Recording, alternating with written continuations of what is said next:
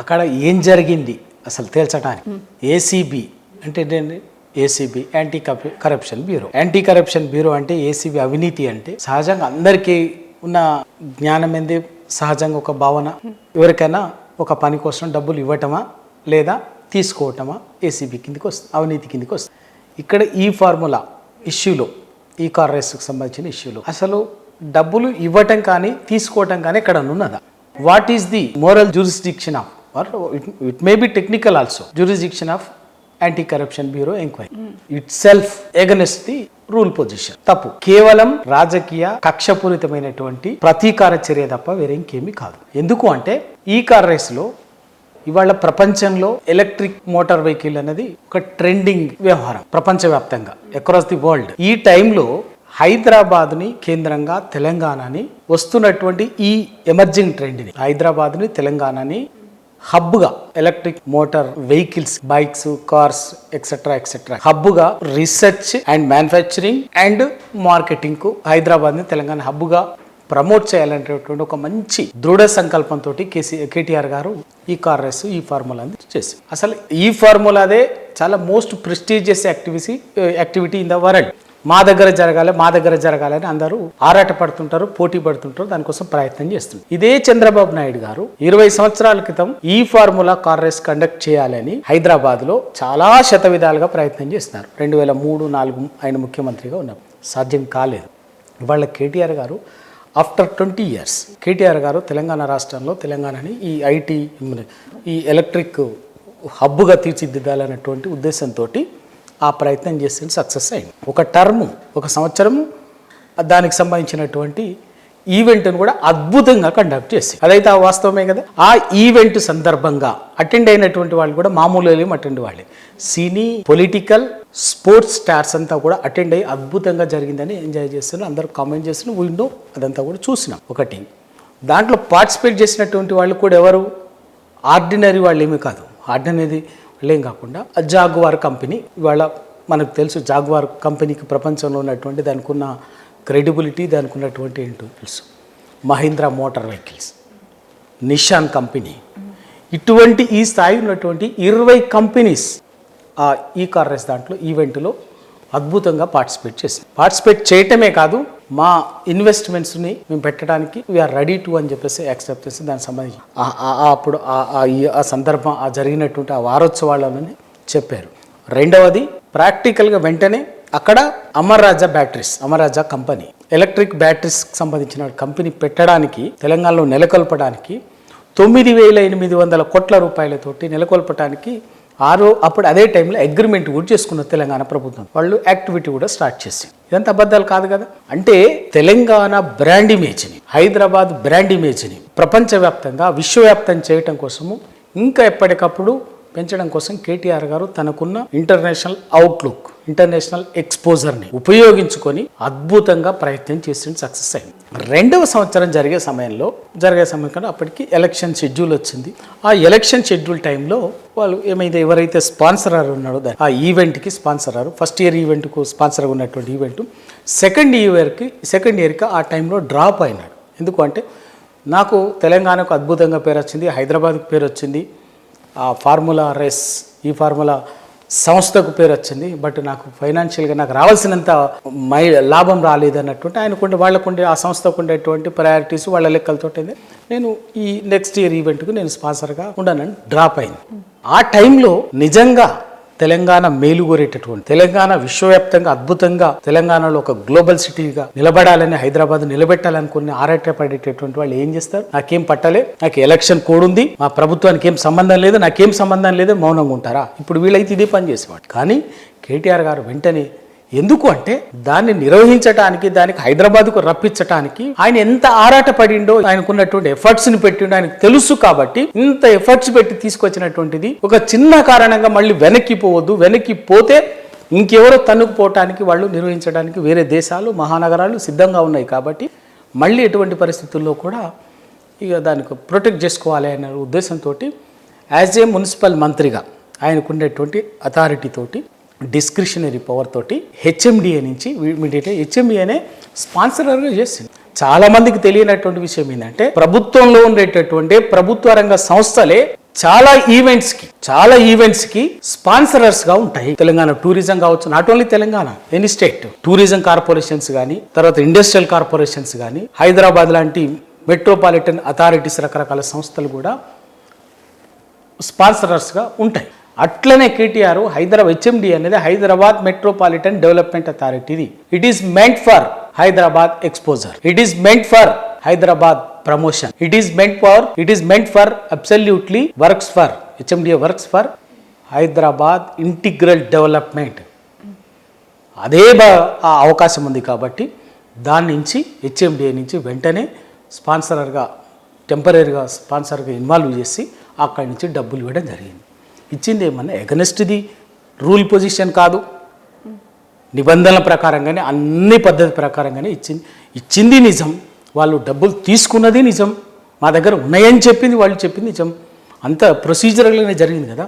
Where is the procedural labs? ఇక్కడ జరగాల్సిందల్లా ఏంటంటే అసలు విచారణ డబ్బులు ఇక్కడ ఇది కాదు జరగాల్సింది.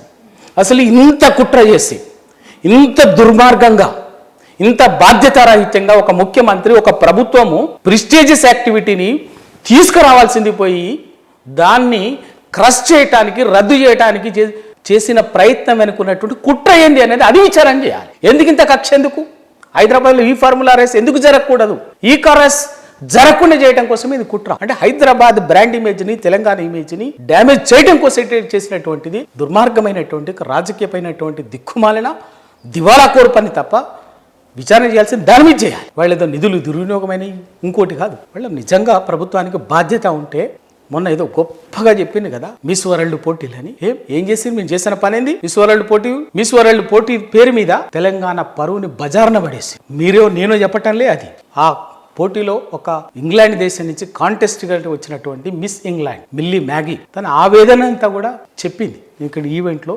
తన పట్ల ఎంత నిజంగా కూడా ఎంత ఆవేదన, ఒక ఉమెన్గా ఎంత ఆరాటపడి ఉంటే ఆ స్థాయికి వచ్చి ఉంటుంది, ఎంత స్ట్రగుల్ ఎంత శ్రమ చేస్తుంటే ఎంత ప్యాషనేట్గా ఉండుంటే మిస్ ఇంగ్లాండ్ స్థాయికి వచ్చి మిస్ వరల్డ్ పోటీల వరకు వచ్చి ఉంటుంది. అటువంటి దాన్ని కూడా అంత ప్యాషనేట్గా లైఫ్ టైం అచీవ్మెంట్ కదా ఆమెకి. అటువంటి దాన్ని వదులుకొని కూడా ఇక్కడి వరకు వచ్చి మళ్ళీ వెనక్కి పోయి డ్రాప్ అయిందంటే ఎంత చౌకబారుగా ఇక్కడ వ్యవస్థ వీళ్ళు చేస్తుంటారు. అది తెలంగాణకు గర్వకారణమా ఆ విధంగా చేయటం? ఒక మిస్ వరల్డ్ దాన్ని ఇంకా తప్పును సరిదిద్దకపోగా ఒకరిద్దరు అవగాహన లేనటువంటి వాళ్ళు మాట్లాడిన మాట ఏంటంటే ఆ మిస్ ఇంగ్లాండ్ మిల్లీ మ్యాగీ మీద తక్కువ చేసి మాట్లాడేటువంటి ఒక చౌకబారు చిల్లర వ్యవహారం చేసి ఇది వాస్తవంగా ఇవాళ నిజంగా ఏం చేయాలి? మిస్ వరల్డ్ కాంటెస్ట్ సందర్భంగా ఆ వనిత లేవనెత్తినటువంటి దిక్కుమల్ల అంశాల మీద బాధ్యులైనటువంటి వాళ్ళ మీద క్రిమినల్ చర్యలు తీసుకోవాలి. అది విచారణ చేయాలి. అది చేయకుండా వాళ్ళ హైదరాబాద్ ప్రెస్టేజ్ని, హైదరాబాద్ బ్రాండ్ ఇమేజ్ని, హైదరాబాద్కు ఎలక్ట్రిక్ మోటార్ వెహికల్స్ ఇవ్వడం అద్భుతంగా కేంద్రంగా మార్చాలన్నటువంటి కేటీఆర్ తాపత్రయాన్ని చంపాలని చూస్తున్నారు. అది తాత్కాలికంగా కేటీఆర్ ఇమేజ్నో ఇంకేదో లేకపోతే ఇబ్బంది పెట్టి ఉండొచ్చు, మీరు ఆయన ఇబ్బంది పెడుతూ ఉండొచ్చు. శాశ్వతంగా తెలంగాణ ప్రయోజనాలను మీరు దెబ్బతీసి ఈరోజు వాస్తవంగా అద్భుతంగా ఎలక్ట్రిక్ మోటార్ ఇండస్ట్రీ అనేది ఇవాళ తెలంగాణలో ఈ పాటికి ఒక వాతావరణం వచ్చి ఉండేది. దాన్ని చెడగొట్టిండ్రు. ఆ చెడగొట్టడమే వీళ్ళ లక్ష్యం. అది వీళ్ళ దుర్మార్గం. ఇదే కేసులో వాళ్ళు కాంగ్రెస్ కానీ అపోజిషన్ చెప్తున్న పార్టీ వాళ్ళు ఏసీబీ వాళ్ళు చెప్తుంది ఏంటంటే రిజర్వ్ బ్యాంక్ రూల్స్కి వ్యతిరేకంగా ఫారిన్ కరెన్సీలో జరిగే ఈ ట్రాన్సాక్షన్స్ అన్ని చెప్తున్నారు కదా, మరి దానికి ఎలా స్పందిస్తారు? ఇక్కడ కొన్ని విషయాలు కూడా వాస్తవంగా కూడా మనం మాట్లాడాలి. కొంత ఇబ్బంది అయినప్పటికీ కూడా మాట్లాడాలి. వాస్తవం నిజంగా ఇప్పుడు మీరు చెప్పిన ప్రశ్న నిజమైతే ఆర్బీఐ నిబంధనలకు విరుద్ధంగా 10 కోట్లు చెప్తున్నది కూడా మీరు మాట్లాడితే నేను చెప్తాను. 10 కోట్లు దాటితే ఆర్బీఐ పర్మిషన్ తీసుకోవాలి, ట్రాన్స్ఫర్ చేయకూడదు అని చెప్తాను. ఒకవేళ అదే నిజమైతే ఆర్బీఐ ఆ పని ఎందుకు అప్పుడే ఆపలేదు? ఒకవేళ నిజంగా అదే పని ఆపాలి కదా. ఉదాహరణకు ఒక స్టూడెంట్ ఈ దేశాన్ని దాడి అబ్రాడ్ చదువుకు పోవాలనుకుంటే ఇవే 100 రకాల నిబంధనల పేరు మీద మనమే కదా వాళ్ళని కండిషన్స్ పేరు మీద వాళ్ళని ఆ సర్టిఫికేట్ ఈ సర్టిఫికేట్ ఆ క్లియరెన్స్ లేదు ఈ క్లియరెన్స్ లేదని ఒక పిల్లలు వాళ్ళ సొంత డబ్బులతో చదవటానికి పోతేనే మనం ఎన్ని కండిషన్స్ పెడతామే.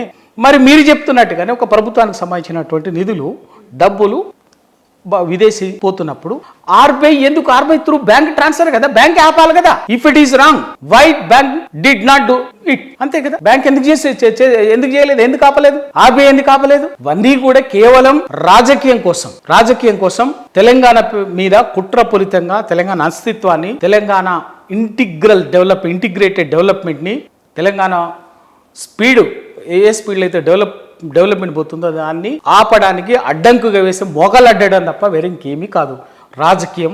రాజకీయ స్వార్థం కోసం, రాజకీయ ప్రయోజనాల కోసం చేసే పని తప్ప వేరే ఇంకా కాదు. అంటే ఒకవేళ అక్కడ కూడా మేనేజ్మెంట్ జరిగింది రిజర్వ్ బ్యాంక్ దగ్గర కూడా అంటే మీరు ఏమి సమాధానం? నేను అడిగాను, ఇందాకే చెప్పాను, ఆర్బీఐ మేనేజ్మెంటే జరిగింది అనుకుంటే తప్పు ఎవరిదైతే తప్పుడు? ఆర్బీఐ తప్పు కదా.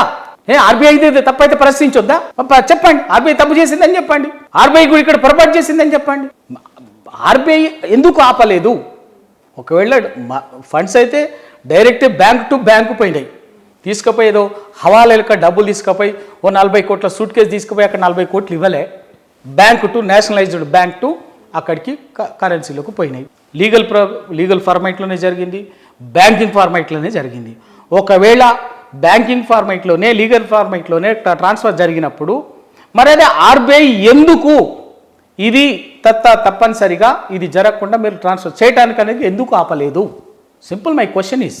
తప్పు మీరు నిజంగా అయితే బ్యాంక్ యాప్ ఉండాలి కదా. ఇప్పుడు మీరు ఉదాహరణకి ఫోన్పే ఉంటుంది, మీ లిమిట్ నెలకు రోజుకు పర్ డే ₹1,00,000 ఉంటుంది. ఇవాళ మీరు ₹1,00,000 అయిన తర్వాత ఇంకో ఏదైనా ఎమర్జెన్సీ అవసరం వస్తుంది, నెక్స్ట్ ఇంకొక 5,000 10,000 వరకు పంపించాలంటే ఈజ్ ఇట్ పాసిబుల్? ఎవరు ఆపుతున్నారు? బ్యాంకే కదా. మరి ఈ పని ఎందుకు చేయాలి ఇక్కడ? ఒకవేళ ఇఫ్ ఇట్ ఈజ్ ఇట్లా ట్రాన్స్ఫర్ కావటము, ఇది 10 కోట్లు, ఇది డబ్బులు 10 కోట్లు దాటిన తర్వాత ఆర్బీఐ పర్మిషన్ లేకుండా ట్రాన్స్ఫర్ కావటం అనేది if it is against the rule, why RBI or why bank have not stopped? Is my question. ఎందుకు ఆపలేదు చెప్పండి. మీరు అన్నట్టుగా ఇప్పుడు మన కేటీఆర్ సార్ కూడా మీడియాలో చెప్పారు, ఆల్రెడీ విచారణ జరిగింది 7 hours, నిన్న కూడా జరిగింది, అన్ని జరిగినాయి, అన్ని కూడా ఆన్లైన్ ట్రాన్సాక్షనే ఉంది, అంత లీగల్గానే ఉన్నప్పుడు ఇంత కేసు ఎక్కడి నుంచి వస్తుంది సార్? యాక్చువల్లీ మీరు ఇంకేం లేదండి, ఆడ తేల్చేది ఏమీ లేదు, విచారించేది ఏమీ లేదు, తేల్చేది ఏమీ లేదు, కేవలం రాజకీయంగా. ఏం అడిగినరు? మొదటి విచారణ ఏం అడిగింది చెప్పండి. ఏం లేదే. మరి ఏం అడిగినరు? మరి మీరు అడిగిన ప్రశ్నలు కేటీఆర్ గారు ఏమో సమాధానం చెప్పకుండా దాటేసిందా? మీరు అడిగినంత చెప్పారు, మీకు క్లారిటీ వచ్చింది. నిన్న 7 గంటలు కూర్చోబెట్టిరు, ఏం అడిగినరు? రాలేదా? మరి ఏం తెలిసింది చెప్పండి? 2 సార్లు విచారణ పెద్ద ఈడీ ఏం తెలిసింది, ఏసీబీ ఏం తెలిసింది, అవినీతి జరిగింది అని తెలిసిందా? లేకపోతే ఇంకేం? కేవలం రాజకీయంగా కేసీఆర్ వాళ్ళ తెలంగాణకు నిటారుగా నిలబడి ప్రజల తరఫున, ప్రజల హక్కుల కోసం, తెలంగాణ అస్తిత్వం కోసం, తెలంగాణ కోసం నిలబడినటువంటి వాళ్ళు కాబట్టి టీఆర్ఎస్ పార్టీ, కేసీఆర్ గారు, కేటీఆర్ గారు, హరీష్ రావు గారు అందరూ నిలబడినటువంటి వాళ్ళని అప్రతిష్ట పాలు చేయడం కోసము, వీళ్ళ ఇమేజ్ని డ్యామేజ్ చేసే రాజకీయ దురుద్దేశం తప్ప ఇంకేం లేదు. 2, రేవంత్ రెడ్డి గారిని ఆ రోజు కేసీఆర్ గారు నన్ను జైల్లో పెట్టిండు కాబట్టి, ఏసీబీ కేసు పెట్టి జైల్లో పెట్టిండు కాబట్టి నేను ఆ ప్రతీకారంగా వీళ్ళని ఏదో ఒక రకంగా తీసుకోవాలని చెప్పేసి సాక్షాత్తు బాజాప్తా ఏం చెప్పిండు అక్కడ? మొన్ననే వారం రోజుల క్రితమే యాదగిరి లక్ష్మీనరసింహస్వామి దేవాలయం దేవుడి సాక్షిగా యాదాద్రి జిల్లాలోనే చెప్పిండు, నా లక్ష్యం కేసీఆర్ గారిని గద్దెదించడం, నా లక్ష్యం నెరవేరింది, నాకు ఇంకేమైనా సరే అంటే ప్రజలకు మేలు చేయడం కోసము, ప్రజలకు మంచి చేయడం కోసము, తెలంగాణ రాష్ట్రాన్ని ఉద్ధరించడం కోసం నేను రాలే. కేసీఆర్ గారిని కొంచెం నుంచి గద్దెదించాలి, నేను కక్షతోటి ప్రతీకారంతో రగిలిపోతున్నా, నా ప్రతీకారాన్ని నెరవేర్చుకున్నా, ఇక మీరు ఏమైపోయినా కూడా గంగలు కలిసిన ప్రజలు, తెలంగాణ రాష్ట్రం ఏమైనా పర్వాలేదు, నా లక్ష్యం నెరవేరిందని ఆయన చెప్పదలుచుకున్న విషయం స్పష్టంగానే కొండ బద్దలు కొట్టి చెప్పాడు రేవంత్ రెడ్డి గారు. మరి ప్రజలు కదా మోసపోయింది, ప్రజలే కదా. నేను ప్రజల్ని బాజాప్తా మోసం చేస్తా అని చెప్పాను, మోసం చేసిన అని కూడా చెప్పిండు, ఇంకా అటువంటి మాటలు నమ్ముకొని ఇంకా మనం చర్చ చేయడం, మాట్లాడుతుంటాడు అంటే మోసం అనేది చేసి ఒప్పుకోలేకపోవటమే కదా. వాళ్ళ కేసు పెట్టడం అనేది రాజకీయ దుర్మార్గం, రాజకీయ కుట్ర, వాళ్ళ స్వార్థం కోసం పెట్టింది. తెలియదు ఏమీ లేదు, ఏదైనా జరిగితే కదా తెలియదు. అక్కడ ఏం జరగనప్పుడు తెలియదేముంది? డబ్బులు ఇచ్చింది నిజం. ఆ సంస్థ మా అకౌంట్లో ఉన్నాయని చెప్పింది, మాకు వచ్చినాయని చెప్పింది ఆ సంస్థ, మా అకౌంట్లో ఉన్నాయని చెప్పింది. మరి ఆ ఈవెంట్ని క్యాన్సిల్ చేసిన వాళ్ళు మరి ఆ డబ్బులు ఎందుకు వెనక్కి రాపించలే? ఈవెంట్ని కక్షపూరితంగా వెంటబడి ఆ ఈవెంట్ని రద్దు చేసిరు కదా, క్యాన్సిల్ చేసింది కదా. మరి ఆ డబ్బులు తెప్పించాలి కదా క్యాన్సిల్ చేసినటువంటి వాళ్ళు. కేటీఆర్ కూడా చెప్పినట్టు మరి ఆ పని చేయకుండా కేవలం ఏంటంటే దాన్ని అట్లా పెట్టి కేటీఆర్ గారిని చెప్పాలి బదాన్ని. ఎందుకు అంటే వాళ్ళ తెలంగాణ రాష్ట్రాన్ని అప్పనంగా 400 హామీలు ఇచ్చి, అబద్ధపు హామీలు ఇచ్చి అధికారంలోకి వచ్చిండ్రు. వాటిని అమలు చేసే స్థితిలో లేరు. ఏ ఒక్క హామీని కూడా పరిపూర్ణంగా అమలు చేయలేదు, చేసే స్థితిలో లేరు. ఆ మోసాన్ని వాళ్ళు ఎండగడుతూ ప్రజలకు చెప్పింది టీఆర్ఎస్, కేటీఆర్ గారు. కాబట్టి ఆయన గొంతు నొక్కాలి, రెండు ఇంతటితో కాకుండా తెలంగాణ రాష్ట్రాన్ని పెద్ద పెద్ద తన అల్లుడి పారిశ్రామిక సామ్రాజ్యం కోసం లగచర్లలో 1000 ఎకరాలు గుంజుకుందామంటే అమాయక లంబడాల నుంచి గుంజుకుందామంటే అడ్డం పడేది కేసీఆర్, కేటీఆర్, టీఆర్ఎస్. అది ఆయన కంటగింపు. మూసి పేరు మీద 1,50,000 కోట్లకు దండుకుందామంటే మూసి ప్రక్షాళన పేరు మీద అడ్డం దొడ్డంగా వచ్చి బుల్డోజర్లకు అడ్డం పడి మమ్మల్ని ఆపుకున్న అడ్డం పడింది కేటీఆర్, హరీష్ రావు, కేసీఆర్, టీఆర్ఎస్. కాబట్టి మా దోపిడిని మా రాష్ట్రాన్ని నిలువు దోపిడీ చేద్దామనుకుంటే చేయనీళ్ళు అడ్డం పడ్డారు. కాబట్టి కేసీఆర్ని జైల్లో పెట్టాలి, కేటీఆర్ని జైల్లో పెట్టాలి, హరీష్ రావుని జైల్లో పెట్టాలి. నిన్నటికి నిన్న జోగులాంబ గద్వాల జిల్లా పెద్దదన్వాడ దగ్గర ఇథనాల్ ఫ్యాక్టరీ పేరు మీద రైతుల భూములు గుంజుకుంటుంటే రైతులు తిరగబడ్డారు. ఇప్పటికి నడుస్తుంది. ఆ తిరగబడితే మళ్ళీ వాళ్ళకు కూడా బాసట నిలబడ్డారు టీఆర్ఎస్.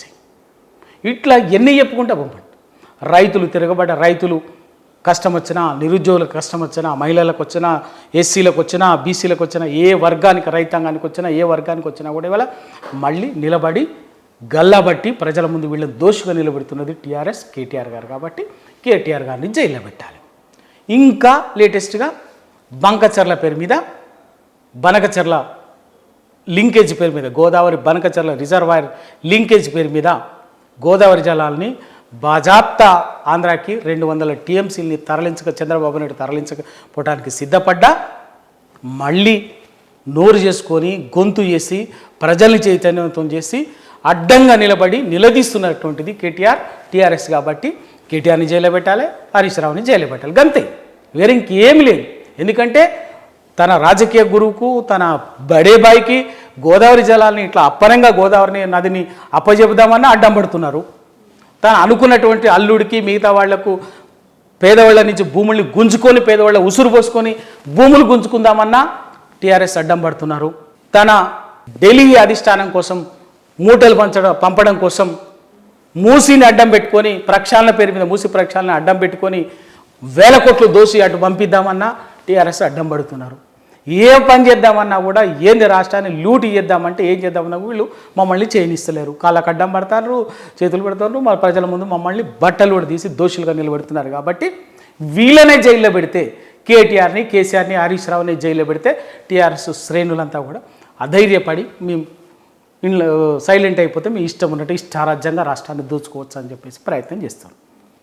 దాన్ని బరాబర్గా ఎన్ని కేసులు పెట్టినా, ఎన్ని విచారణలు చేసినా అన్నిటిని ఎదుర్కొనుడే వీళ్ళని బరాబర్గా ప్రజాక్షేత్రంలో నిలబెట్టుడే. ప్రతి హామీని వదిలిపెట్టకుండా అమలు చేసేదాకా వదిలిపెట్టే సమస్యే లేదు.